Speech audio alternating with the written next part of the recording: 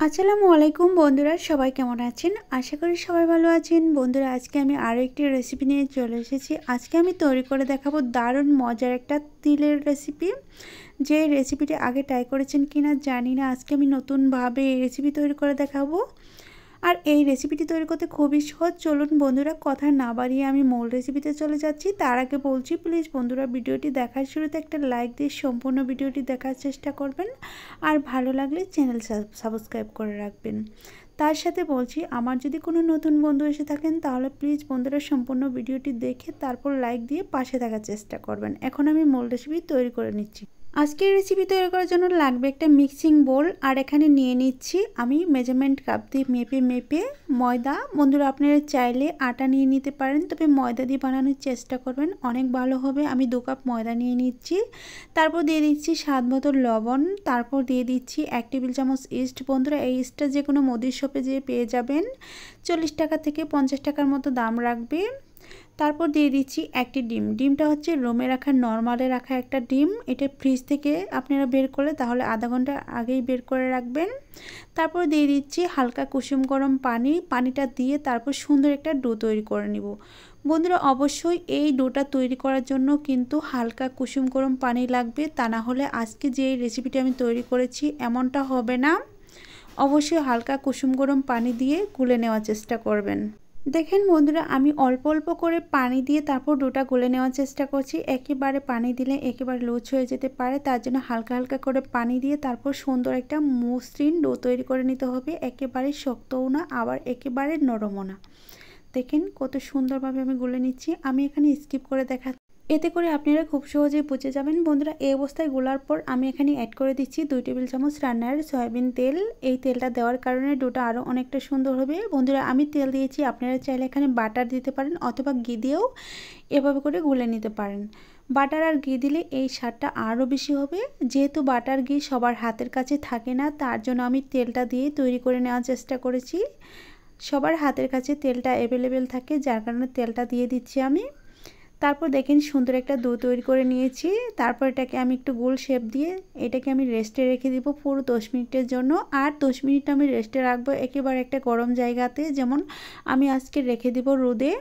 আপনারা চাইলে চুলার তাপের কাছে রাখতে পারেন বা গরম পানি ভাপের ওপর রাখতে পারেন, এতে করে অনেক বেশি ফুলে যাবে। আমি আজ রোদে রাখবো, কারণ বাইরে অনেক রোদ উঠেছে। আমি সেই রোদেই রেখে দিব, একটা ঢাকনা দিয়ে ভালোভাবে ডেকে রোদে রাখতে হবে। এখন আমি 10 মিনিট পর ফিরে এসে দেখাবো 10 মিনিট পর এই ডোটা কতটুকু ফুলে গিয়েছে। আপনারা না দেখলে বিশ্বাস করতে পারবেন। আমি ঢাকনাটা তুলে নিচ্ছি, আর তুলে নেওয়ার পরই বুঝতে পারবেন এই ঢাকনাটা তোলার পর কতটুকু ফুলে গিয়েছে। দেখেন একেবারে ফুলে ডবল হয়ে গিয়েছে। আর এটা দেখেন ভিতরটাতে অনেকটা বাতাস এই যে চাপ দেওয়ার সাথে সাথে বেরিয়ে যাচ্ছে। আর অবশ্যই যখন চাপ দিবেন তখন হাতে একটু তেল লাগিয়ে নিয়ে তারপর চাপ দেওয়ার চেষ্টা করবেন, এতে করে হাতে আর আটকে যাবে না।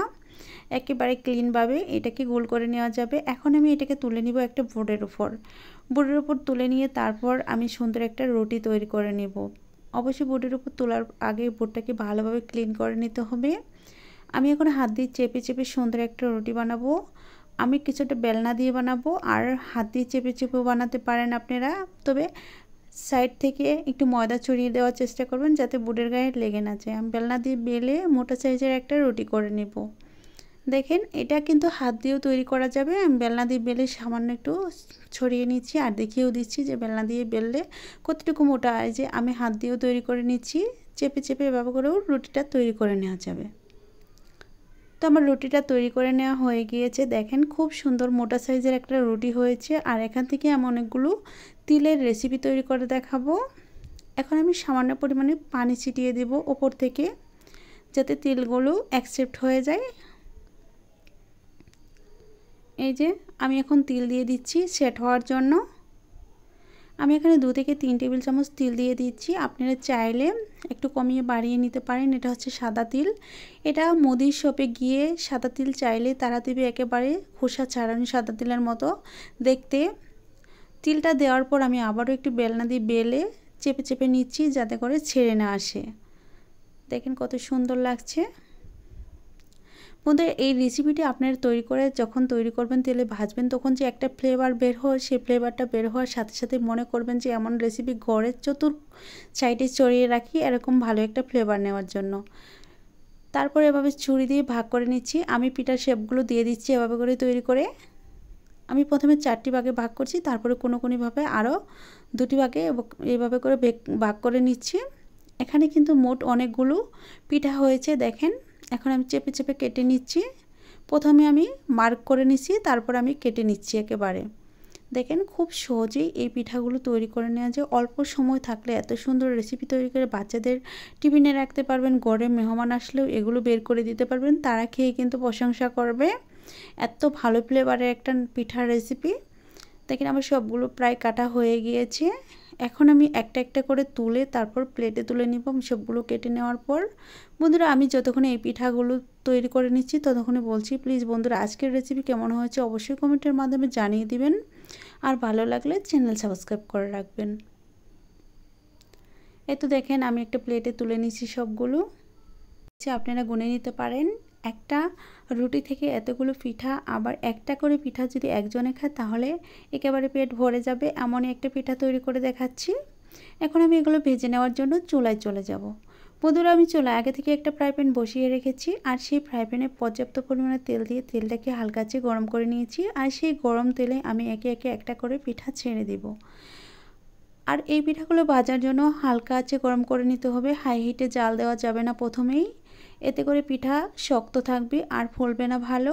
আমি একটা একটা করে দিয়ে দিচ্ছি। আর বন্ধুরা এই পিঠাগুলো বানানোর জন্য যখন আপনারা ভেজে নেবেন তার জন্য ফ্রাই প্যানটা একটু বড় সাইজে নেওয়ার চেষ্টা করবেন, এতে করে ভেজে নেওয়ার সুবিধা হবে। আর এই পিঠাগুলো ফুলে দ্বিগুণ হয়ে যায়, যার কারণে উল্টাতে একটু অসুবিধা হয়ে পড়ে। আমার কিন্তু একটু অসুবিধাই হয়েছিল, আমি তারপরেও এই পিঠাগুলো ভেজে নিয়েছি। দেখেন আমার এখানে কতগুলো পিঠা দেওয়া হয়ে গেছে। আমি মনে হয় এখনও মোট সবগুলো পিঠা দিচ্ছি কিনা জানি, হ্যাঁ সবগুলো দিয়ে দিচ্ছি 8টি। আর 8টি পিঠা ভেজে নেওয়ার জন্য একটু পরেই দেখবেন কতটুকু কষ্টসাধ্য হয়ে যায়। আমার কাছে কিন্তু একটু কষ্টই হয়েছিল ভেজে নেওয়ার জন্য। আপনারা চাইলে একটু ফ্রাই প্যানটা বড় নিতে পারেন, তা না হলে পিঠাগুলো আরেকটু ছোটো সাইজে করে তৈরি করে নিতে পারবেন, তা না হলে ভেজে নেওয়া খুব কষ্ট হবে। আর এখনই বুঝতে পারছেন কতটুকু ফুলে গিয়েছে, একেবারে ডবল হয়ে গিয়েছে। আরও কিছুক্ষণ পর দেখতে পারবেন এই পিঠাগুলো ফুলে কতটুকু দ্বিগুণ হয়ে যায়। বন্ধুরা আমার রেসিপি কেমন হয়েছে অবশ্যই কমেন্টে জানিয়ে দিবেন। আর ভালো লাগলে চ্যানেল সাবস্ক্রাইব করে রাখবেন। তার সাথে আবারও বলছি যদি আমার নতুন বন্ধু এসে থাকেন তাহলে আমার চ্যানেলটা ঘুরে আসতে পারেন। আমার চ্যানেলে এমন আরও অনেক রেসিপি আছে যেগুলো আপনাদের কাছে অনেক বেশি ভালো লাগবে।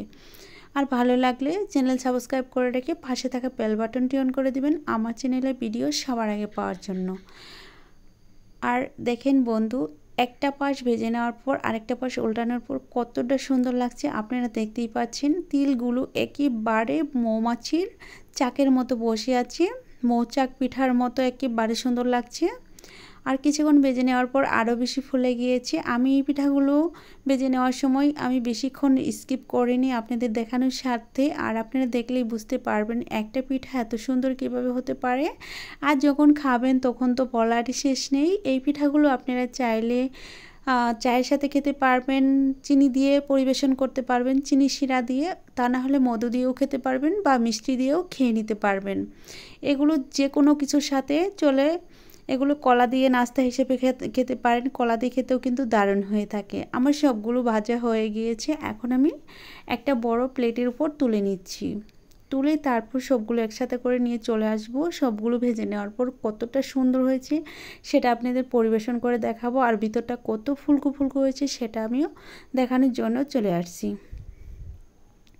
বন্ধুরা দেখেন কালারটা কি সুন্দর হয়েছে আর কত নরম হয়েছে। আমি একটু চেপে দেখানোর চেষ্টা করব। দেখেন একেবারে নরম তুলতুলে, আর ভিতরে কত ফুলকো ফুলকো জালি জালি হয়েছে সেটাও আমি দেখিয়ে দেব। বন্ধুরা শুধু আমাকে জানাবেন আজকের রেসিপি কেমন হয়েছিল। আর যদি ভালো লাগে অবশ্যই ভালো একটা কমেন্ট করে যাবেন, যেটা দেখে আমি আরও ভালো ভালো রেসিপি আপনাদের দেখাতে পারি। তো এখন আমি ভেঙে দেখাবো। বন্ধুরা যতক্ষণে ভেঙে দেখাবো ততক্ষণে আবারও বলছি প্লিজ বন্ধুরা আমার চ্যানেলে একবারে ঘুরে আসবেন। ভালো লাগলে অবশ্যই কমেন্টে জানিয়ে যাবেন। আর যদি আপনাদের মনের মতো হয়ে থাকে তাহলে চ্যানেল সাবস্ক্রাইব করে রাখবেন। তো তো দেখেন ভিতরে কত জালি জালি দানা দানা, একেবারে বাজার থেকে কেনা পাউরুটির মতো হয়েছে, যেটা আপনারা দেখেই বুঝতে পারছেন। আর এভাবে করে নাস্তা বানিয়ে বাচ্চাদের টিফিনে, ছোটো বড়ো সকলের জন্য তৈরি করে নিতে পারবেন। বন্ধুরা, আমি কথা বলতে বলতে ভিডিওর শেষ প্রান্তে চলে এসেছি। আজ এ পর্যন্ত। এখন আমার বিদায় নেওয়ার পালা। ভালো থাকবেন, সুস্থ থাকবেন। আল্লাহ তাআলার কাছে এই কামনা করে বিদায় নিচ্ছি। পরবর্তীতে আবারও দেখা হবে। ততক্ষণে সবাই অনেক বেশি ভালো থাকবেন, অনেক বেশি সুস্থ থাকবেন, এই কামনা করে বিদায় নিচ্ছি। খোদা হাফেজ।